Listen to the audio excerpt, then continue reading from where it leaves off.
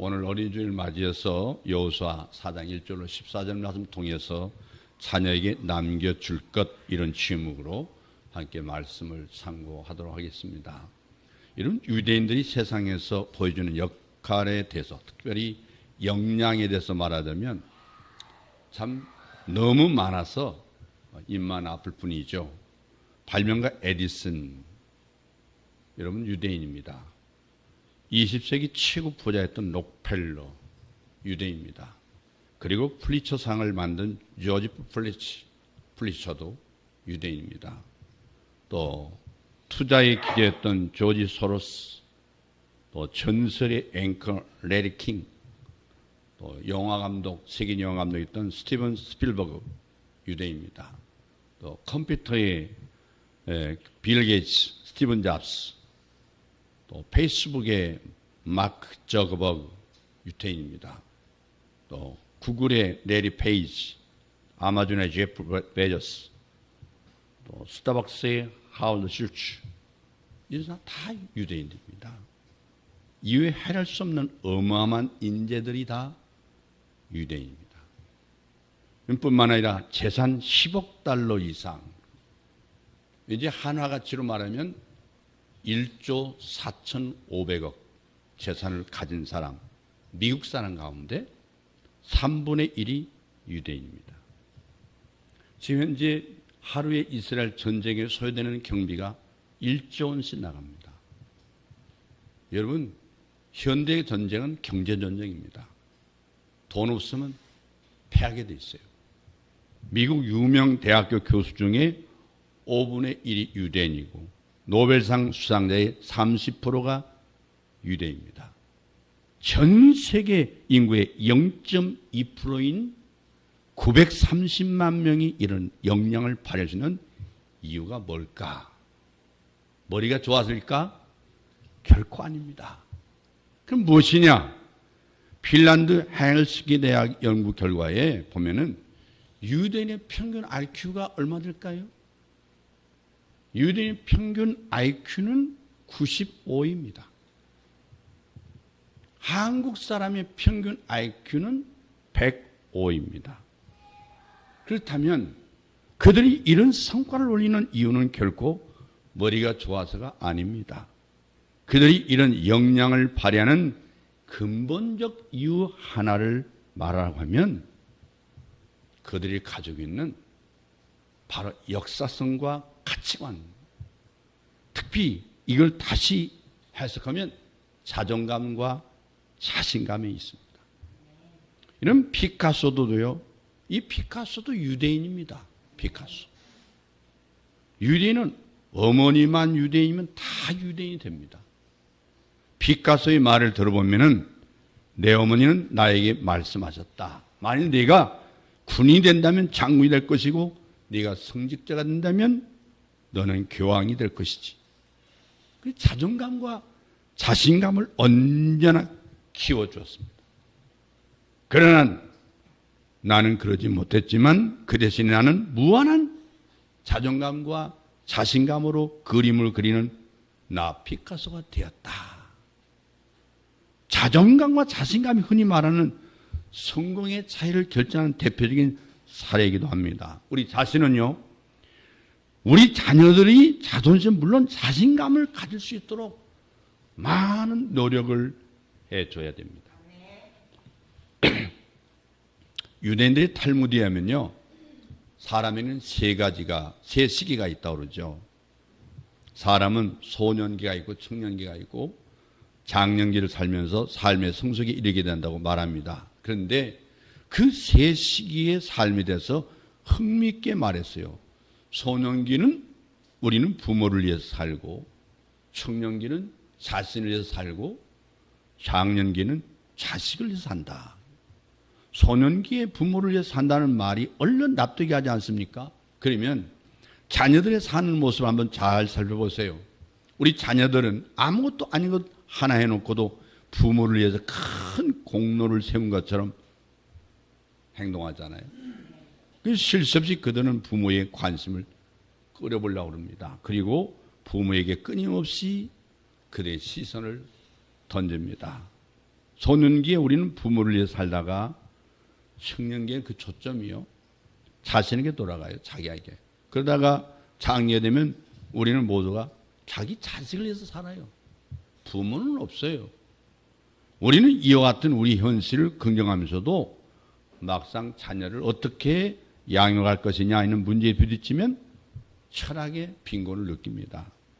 이런 불행한 것은 우리 믿는 예수 믿는 그리스도인에게 있어서도 이해가 아니라는 거죠. 사실 우리 그리스도인들은 자녀교육 문제에 있어서 단 어떤 사람보다도 많은 차원을 가지고 있잖아요. 그럼에도 불구하고 그 차원을 활용하지 못하는 게 예수 믿는 사람들이에요.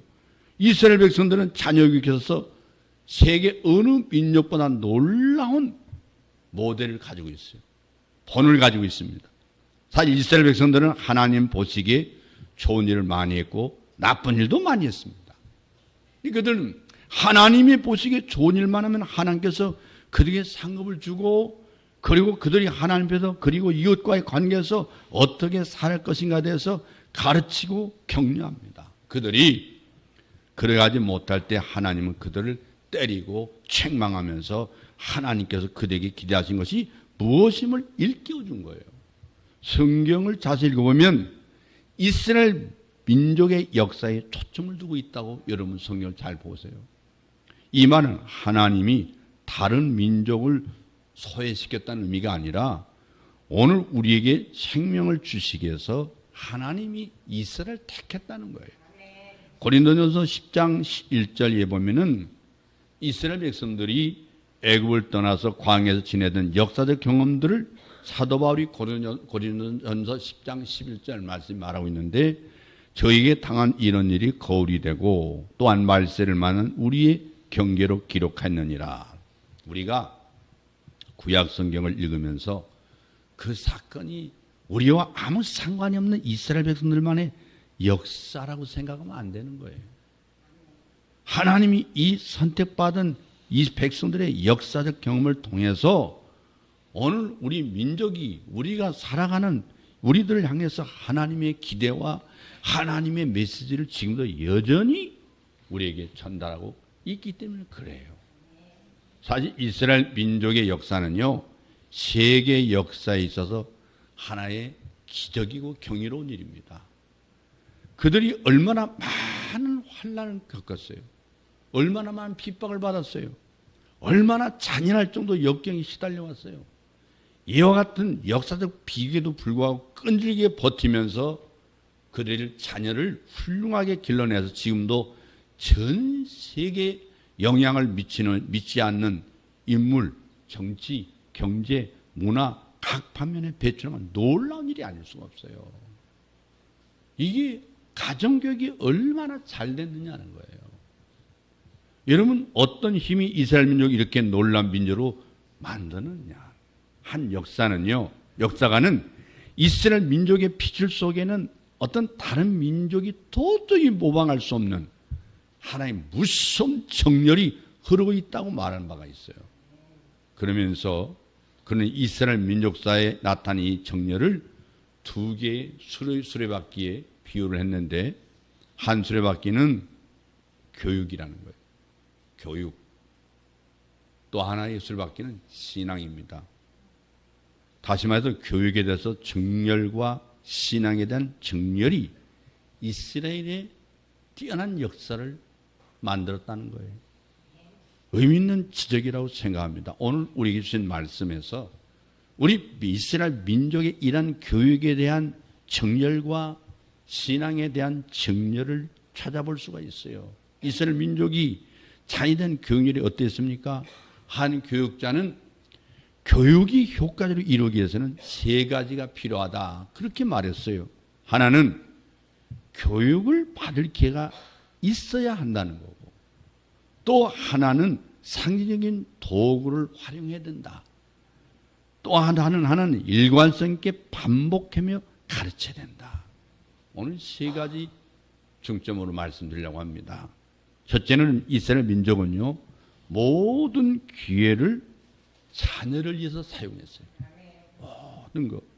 아주 중요한 일입니다. 그러니까 우리도 자녀들의 교육을 위해서 모든 기회를 활용하는 지혜를 오늘 받아야 되는데 이스라엘 민족은 이면에서 천재적인 모범을 우리에게 보여주고 있어요. 천재적으로.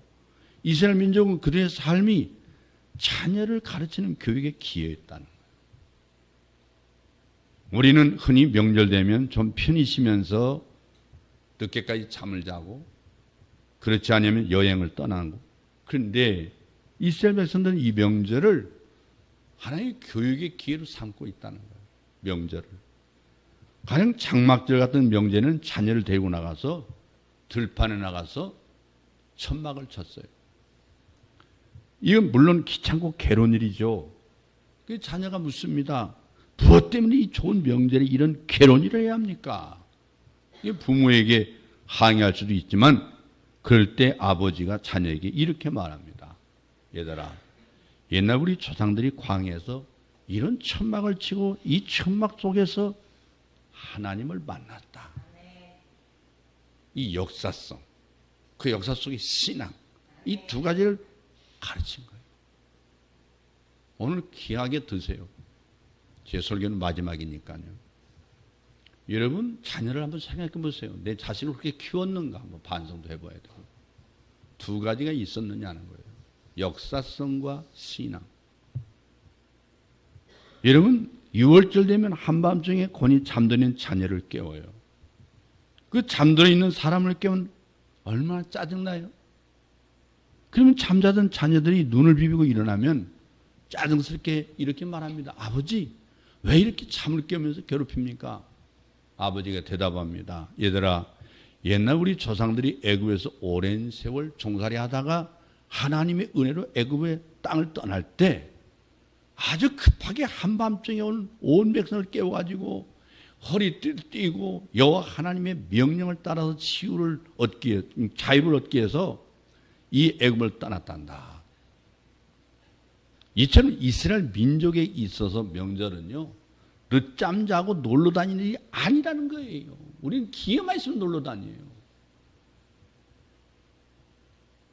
이번에 집안에 외숙모가 돌아가셔서 오늘 장례식입니다만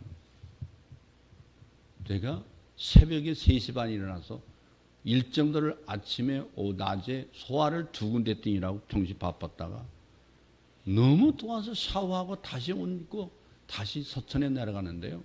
4시간 반 걸렸어요. 오르는 데는 빨랐지만 밤 12시 넘었는데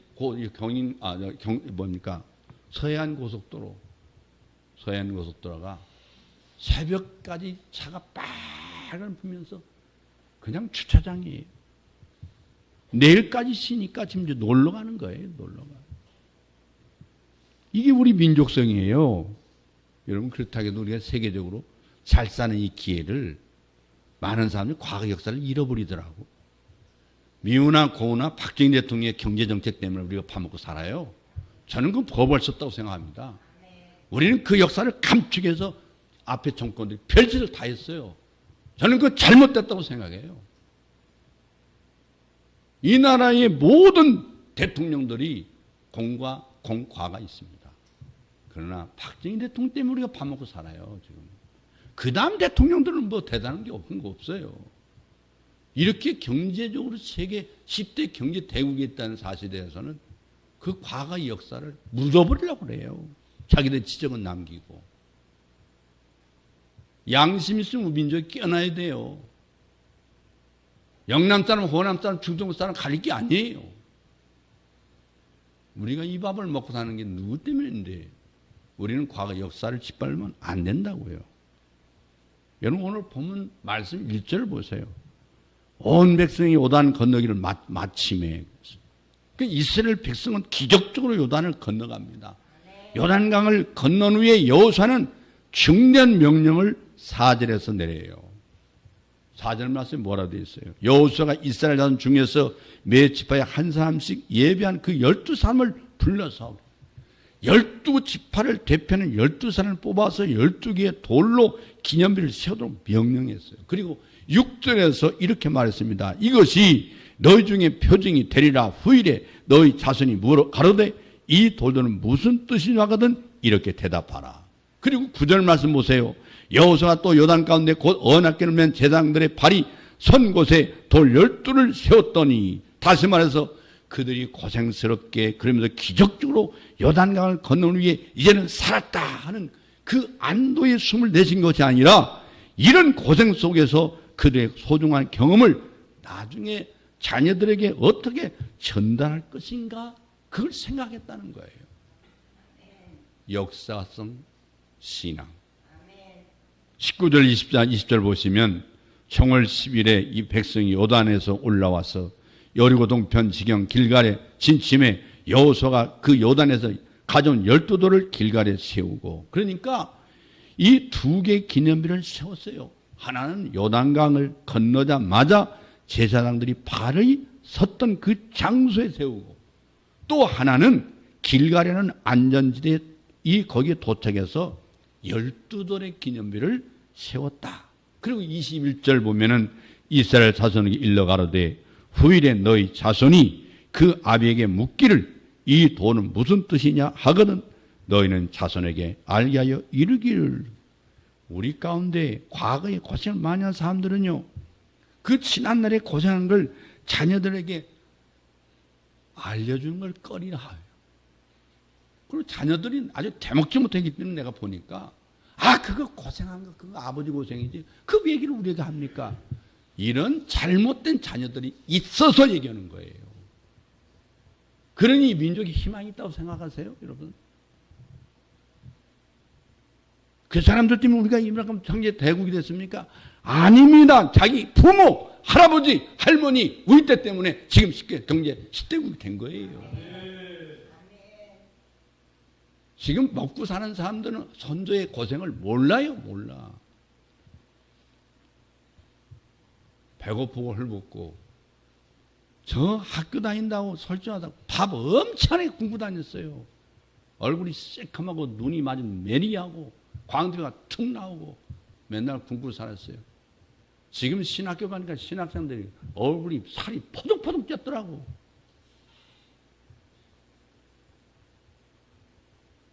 그렇다고 너희들도 고생하라는 얘기가 아니에요.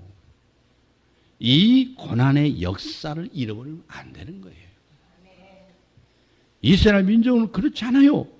그는 자기들이 경험한 그 고생스러운 일들을 통해서 얻은 그 어떤 것과도 바꿀 수 없는 이 소중한 교훈을 자녀들에게 가르칩니다. 그리고 그들이 안전지에 도착해서 이제 살만하게 됐습니다. 그러나 그것으로 끝난 게 아니고 그들이 이 교훈을 잊어버리지 않도록 다시 기념일을 또 세웠단 말이에요. 후일에 내 자손이 묻거든 이렇게 대답해라. 그러니까 이스라엘 민족은 그들의 삶의 모든 기회를 자녀들을 교육하는 기회로 활용하는 것을 볼 수 있어요. 후일에 너희 자손이 묻거든. 이 말씀은 출애굽기 12장 25절 27절 말씀에도 나타나는 말씀이에요. 그들이 유월절 예식을 단순히 의식을 위한 예수로 행하지 않았습니다. 그들은 하나님께서 그들에게 행하신 일들을 자손에게 상기시키도록 의식을 행한 거예요. 이처럼 이스라엘 사람들은 어느 순간도 교육의 기회로 삼지 않고 그냥 넘어가는 일이 없었단 말이에요. 그렇습니다. 우리는 교육을 학교시키는 것으로 생각하기 쉽잖아요. 맨날 공부해라, 공부해라. 공부해라 아주 기에 아주 딱지해지도록 했지만 여러분 자녀 공부해서 지금 현재 출세했습니까? 공부해라 공부해가지고 공부해가지고 어떻게 됐어요? 결국은 사법고시 행정고시 패스하고 외모고시 패스한 사람들, 소위 머리 좋다고 천재라고 생각하는 사람들, 그 사람들이 나라 살림하니까 좀 잘 돌아가고 있는가요? 자기밖에 몰라요. 공부해서 사법고시 행정고시 배우고 외모고시 봐서 출세한 사람들은 자기밖에 모릅니다. 그 사람들이 나라를 살림을 맡기고 있는 이 국민이 어리석은 거예요. 나라는 경영입니다. 경영을 위해서 법도 있는 거고 그 법을 집행하려니까 행정이 필요한 거예요. 그 프로세스, 애드미니스트레이션이라고 하는 이 행정은요, 하나의 정치를 실행하는 과정일 뿐이에요. 국민들이 어려졌기 때문에 이런 사람들한테 나라 삶을 맡기고 있는 거예요. 왜 공부해야 해다는지 이유도 모르고 무조건 공부하라 이거예요. 너 인생 그렇게 편하게 살려면 공부해라. 네 부모처럼 고생하고 살려면 공부해라. 이렇게밖에 가르친 게 없어요. 그래서 우리나라의 부모가 교육열을 높이는 건 좋은데요. 세계적이잖아요. 미국 대통령도 한국의 교육열에 대해서 부러워했잖아요. 근데 미국보다 나은 게 있나요? 여기서 우리는 여러 가지 심각한 문제가 많은 것이 오늘의 현실이 아닙니까? 우리 자녀들이 가장 많은 시간을 보내고 있는 곳은 사실 가정이야 되고 가정입니다. 그렇게 생각할 때 자녀의 최고의 선생님은 누굽니까? 부모입니다. 여러분 한 가지 분명히 알아야 돼요. 우리 부모들은. 내가 한 행동은 자식들에게 열매를 맺는다. 따라서 해보세요. 내가 한 행동은 자식들에게 열매 맺는다. 내가 심은 대로 자식들이 거두게 돼 있어요. 부모가 한 대로. 그래 부모가 어떻게 사는 거 얼마나 소중한지 몰라요. 부모가 인생을 잘못 살면 자식도 마찬가지예요. 결론적으로. 여러분 최고의 교실은 어디냐? 가정입니다. 우리 그리스도인 부모가 자녀와 함께 삶을 나는 이 모든 길을 통해서 그에게 무엇을 가르치냐 하는 것은 아주 중요한 거예요. 그래서 성경을 보면 아비들아 너희 자녀를 노엽게 하지 말고 오직 주의 교양과 훈계로 양육하라고 있어요. 부모의 행동, 부모의 삶의 모습, 부모의 삶에 대한 태도가 아들과 딸에게 어린 이 어떤 교육의 기감이 되고 있느냐 하는 거예요. 그대로 미친다. 그대로.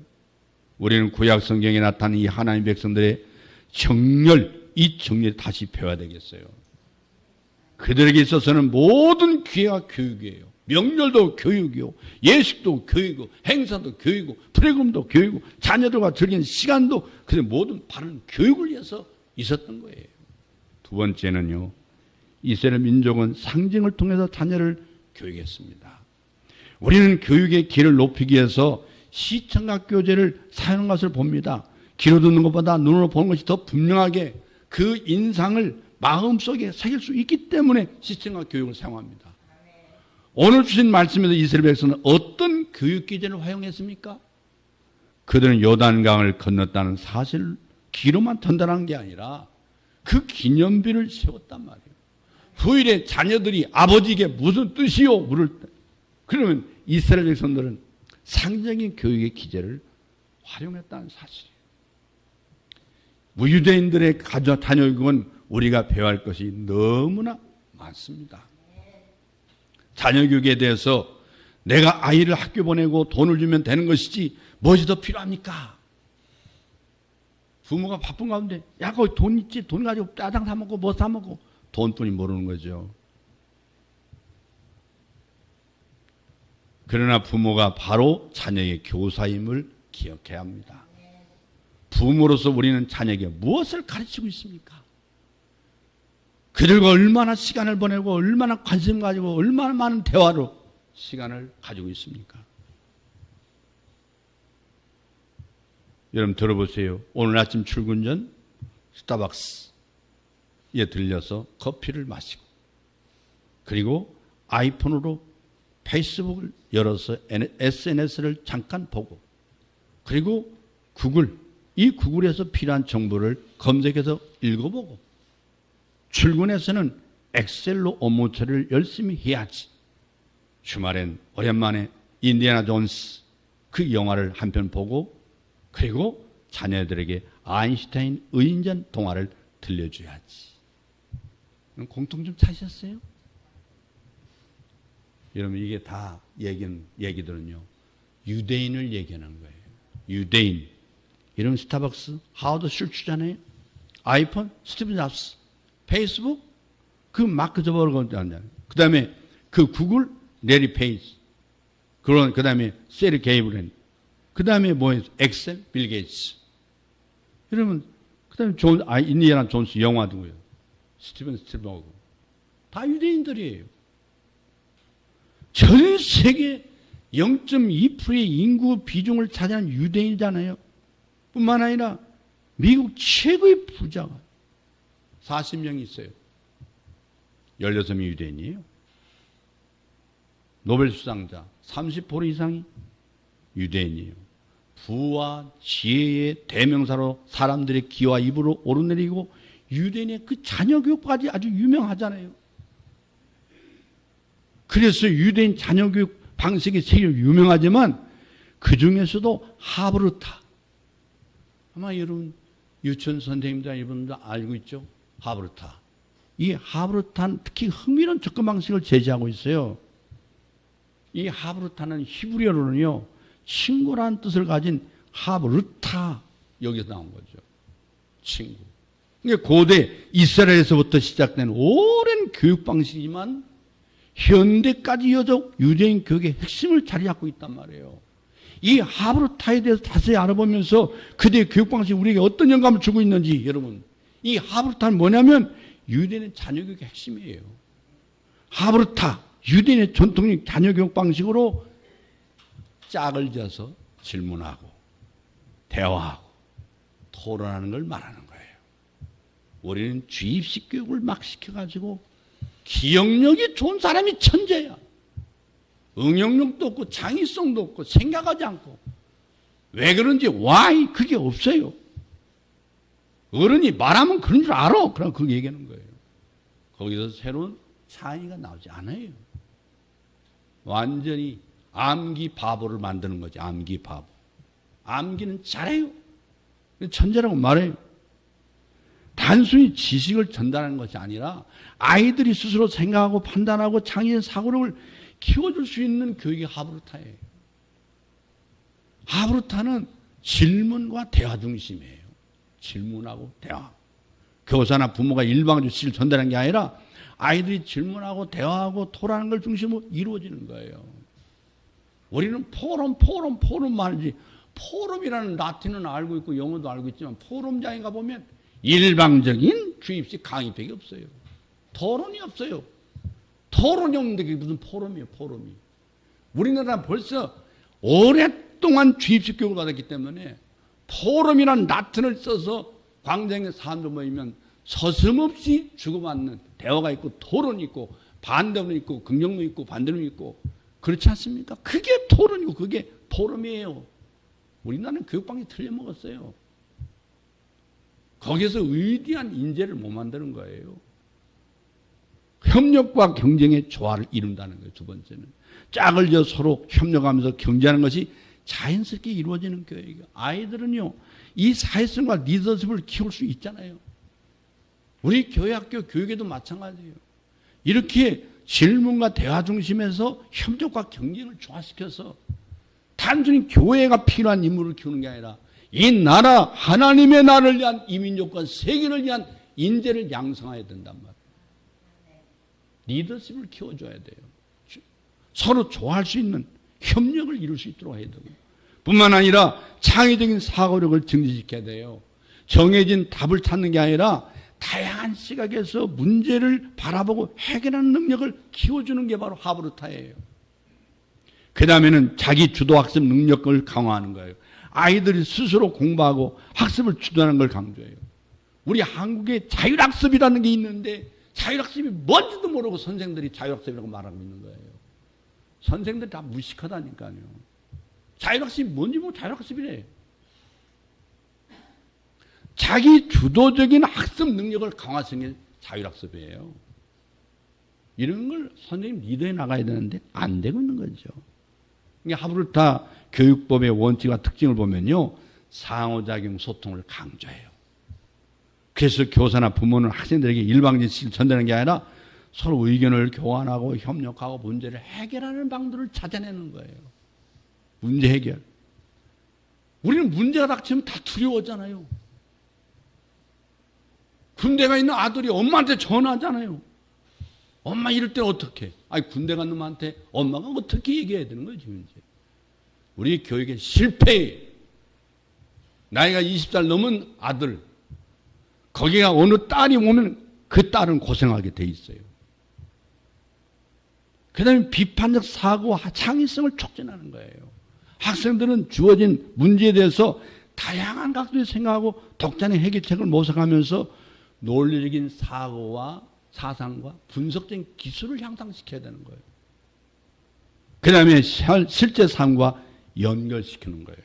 교육이 추상적인 이론이나 개념보다는 일상 자기 삶에 접할 수 있는 문제나 상황을 중심으로 수업이 진행되기 때문에 학생들은 배운 내용을 실제로 적용하고 활용할 수 있는 능력을 키워주는 거고, 그 다음에 즐거움과 그 몰입을 증진시키는 거예요. 학생들은 호기심과 열정 가지고 수업에 참여하고 스스로의 문제를 해결하는 과정에서 성취감, 만족감이라 주는 게 얼마나, 이게 자신감이에요. 자존감과 자신감이 여기서 출발하는 거 아니에요? 문제 해결할 수 있는 능력, 소통하는 능력, 협력하는 능력, 창의적인 생각, 이런 사고방식이 자존감을 심어주고 자신감을 심어줘서 세계적인 물질적으로 보나 경제적으로 보나 사회적으로 보나 외교로 보나 정치로 보나 세계를 다 섭렵하고 있지 않습니까? 유대인의 교육이라는 책은 우리 한국의 장사철이 만든 책들 보고 엄마들은 유대인 교육을 하지만 유대인의 참 교육은 모르고 유대인 교육이라고 가르치는 엄마들 책장이나 보고 아마 지금 헌책방에 돌아다니는 책이 많을 거랍니다. 다섯 번째는 지속적인 발전과 성장을 촉구하는 거예요.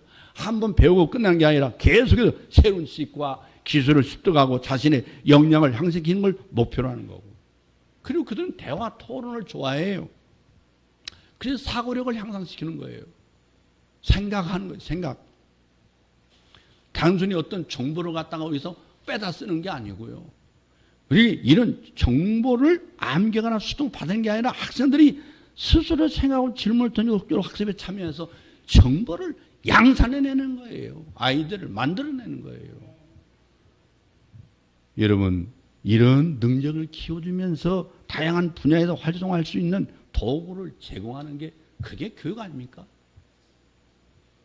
사회, 과학, 예술 다양한 과목에서 유용하게 활용하고 학생들의 논리적인 사고와 분석 기술을 향상해서 미래적인 성공의 삶을 위한 기반을 마련해 주는 게 그게 교육자고 교육이에요. 여러분, 하브르타가요, 부모와 자녀 간에 실천하는 방법이 있는데요.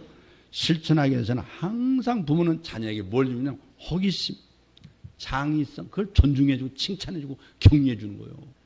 야, 어떻게 그렇게 생각했냐? 참 좋은 생각이다. 자녀가 자유롭게 질문하고 토론할 수 있는 환경을 조성해 주는 게 부모예요. 자녀의 의견을 들어야 돼요. 우리는 자신들이 말하면 안 들어요. 그거 다 아는 얘기인데 그리고 자기 얘기만 하는 거예요. 자녀가 틀린 말이라도 너는 그렇게 생각하냐?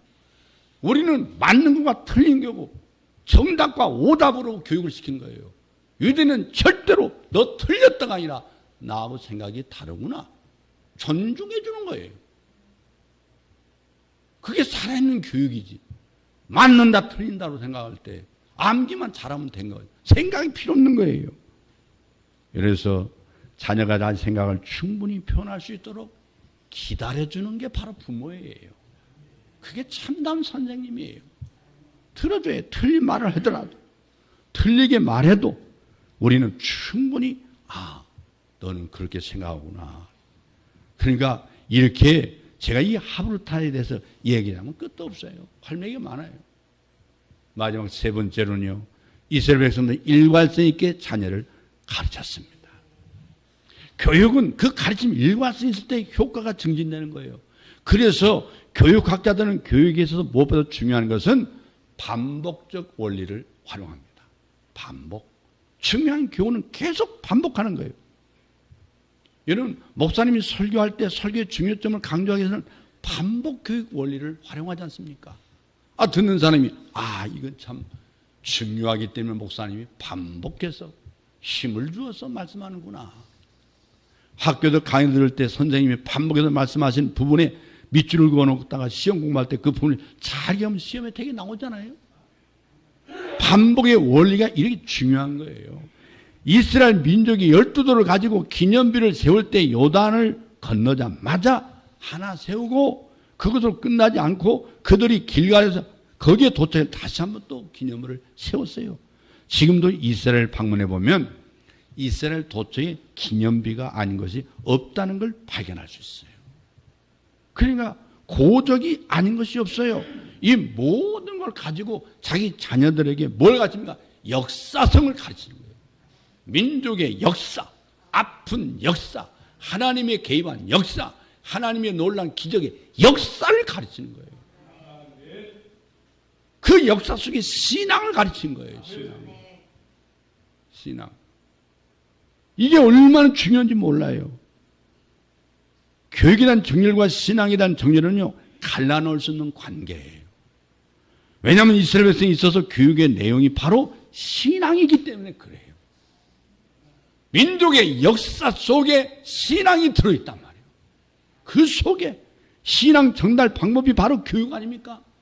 오늘 주신 말씀 6절을 보면요, 이것이 너희 중에 표징이 되리라. 후일에 너희 자손이 물어 가로되 이 도들은 무슨 뜻이냐 하거든 그들에게 이르기를 요단물이 여호와의 언약궤 앞에서 끊어졌나니 곧 언약궤가 요단을 건널 때 요단물이 끊어졌으므로 이 돌들이 이스라엘 자손에게 영영한 기념이 되리라.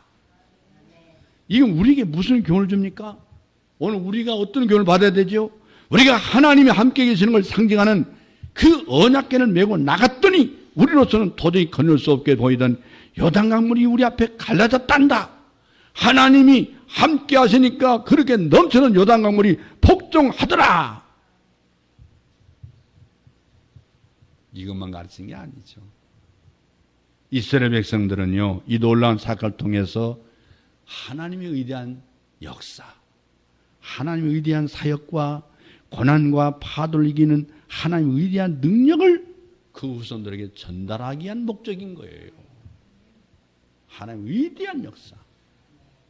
오늘 우리 자녀들이 어릴 때 하나님 앞에 엎드려 기도하려고 안 하잖아요. 하나님의 위대한 역사를 들은 바가 없기 때문에 기도 않는 거예요. 누구의 책임이에요? 이스라엘 백성이 만나면 항상 어떤 거 가르쳐요? 아브라함 이야기, 이삭 이야기, 야곱 이야기, 요셉 이야기, 다윗 이야기, 그 이스라엘 역사 얘기를 심어주면서 거기서 하나님이 그들 가운데 함께 하신 역사를 가르치면서 신앙을 가르친 거예요. 우리 자녀들은 어려우면 상담가를 찾아가고 사람을 찾아가고 기관을 찾는데 이스라엘 백성은 어려우면 하나님을 찾아가서 엎드린단 말이에요. 여러분, 역사의식과 이스라엘 근본인 여호와에 대한 신앙을 가르친 거예요. 여호수아 4장 21절 보면 더 분명히 알 수 있는 것은 이스라엘 자손이 일러 가로되 후일에 너희 자손이 묻거든. 그러면서 계속 강조하는 거예요. 아버지, 여기 이 돌을 왜 이렇게 세웠나요? 라는 질문을 받으면 우리 같으면 이렇게 대답할지 몰라요. 옛날에 내가 말이요, 하나님 언약궤를 메고 요단강에 발을 딱 뜯었더니 글쎄 요단강물이 쫙 갈라지더라. 그걸 기념하기 위해서 이렇게 돌을 세운 거야. 그때를 생각하면 참 이 예배가 참 대단하지. 한국 사람은 그렇게 가르칠 거란 말이에요. 그런데 이스라엘 백성들은 그렇게 대접하지 않아요. 자기 자신에게 영광을 돌리지 않고 누구에게 영광을 돌립니까? 하나님께 영광을 돌렸어요. 하나님이 하셨다. 하나님이. 그래서 22절 24절 보면 너희 자손에게 일러 가로되 이 마른 땅을 밟고 이 요단을 건넜습니다. 너희 하나님 여호와께서 이 요단물을 너희 앞에 마르게 하사. 하나님이 이스라엘 백성의 구원 역사와 신앙을 가르치고 있지 않습니까? 하나님이 하셨다. 여러분, 이 말씀 자세히 보세요. 주어가 누굽니까? 하나님 여호와예요. 우리 자신이 능력이 있다는 말이 아니라 하나님의 손이 능하시다는 사실을 알게 한 게 자녀 교육이에요.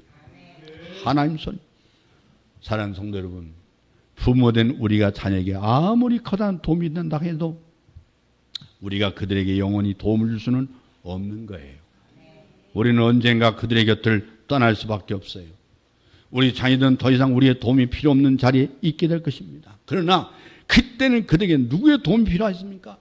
더 이상 부모가 자녀를 도울 수 없을 때, 인생의 광풍이 불어닥칠 때, 이 광야 같은 세상에서 그 삶의 수많은 어려움이 부딪힐 때 정말 누구를 바라봐야 되죠? 이스라엘 백성들은 정말 지혜로운 거예요. 그들은 그때도 그들을 도우시는 분이 계시다는 걸 알고 있어요. 그분이 바로 하나님이다. 하나님이 우리와 함께 계신다. 부모의 도움이 자녀에게 더 이상 믿지 못할 때 그들 더 강하게, 더 능력있게, 더 지혜롭게 지켜주실 분은 여호와 하나님이라는 사실을 자녀에게 가르쳤단 말이에요. 이 얼마나 놀라워 귀한 일입니까? 이 얼마나 지혜 있는 말입니까? 이스라엘 부모들은 다른 어떤 것보다 하나님에 대한 신앙을 자녀들에게 유산을 남기기를 원한 거예요. 탈무드에 이런 말이 있어요. 성경보다 그 다음에 이스라엘 지에서 탈무드에 보면 어리석은 사람은 자녀들에게 재산을 남겨준다. 어리석은 사람. 한국 사람에게 딱 맞는 얘기예요. 오늘 어쩌든지 자식한테 물려주려고. 어찌든지. 그 자식 속에 민족의 역사성과 신앙은 안 심어주고 돈만 준다.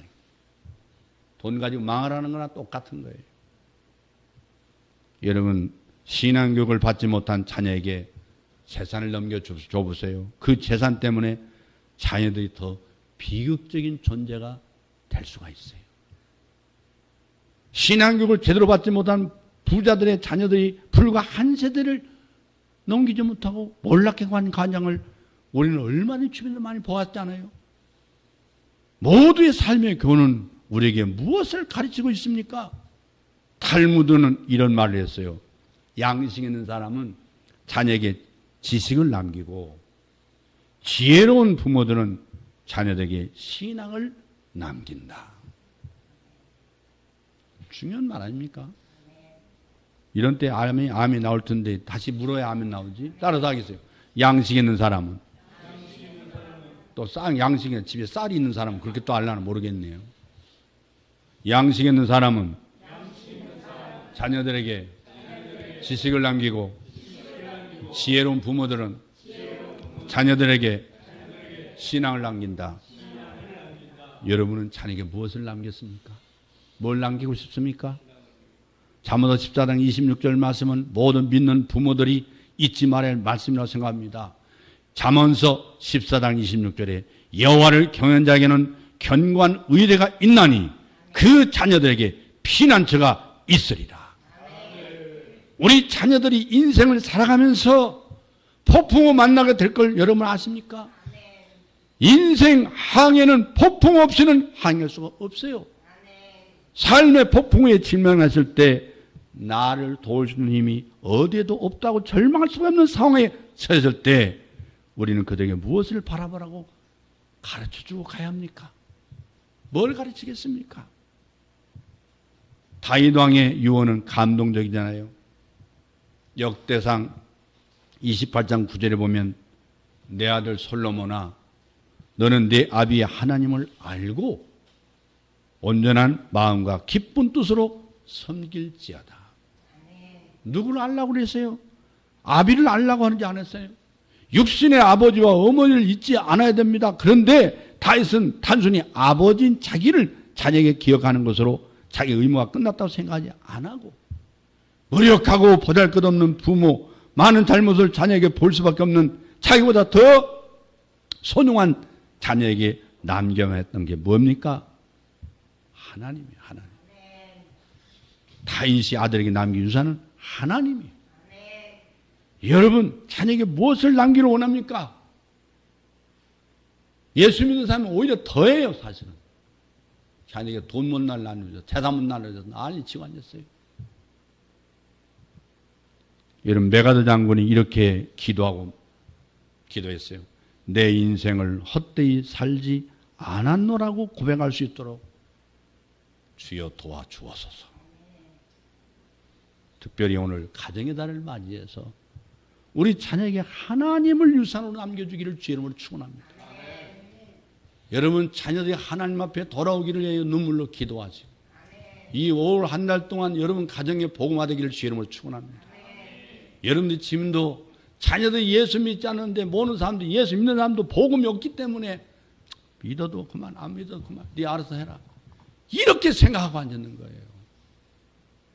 남 전도지 말고 우리 금나무교회 안 와도 돼요. 금나무교회 데려오라는 얘기 아니에요. 여보다 더 좋은 교회 있으면 가라고 그래요. 여러분 자녀 하나님께 꼭 인도하시길 바랍니다. 기도하겠습니다.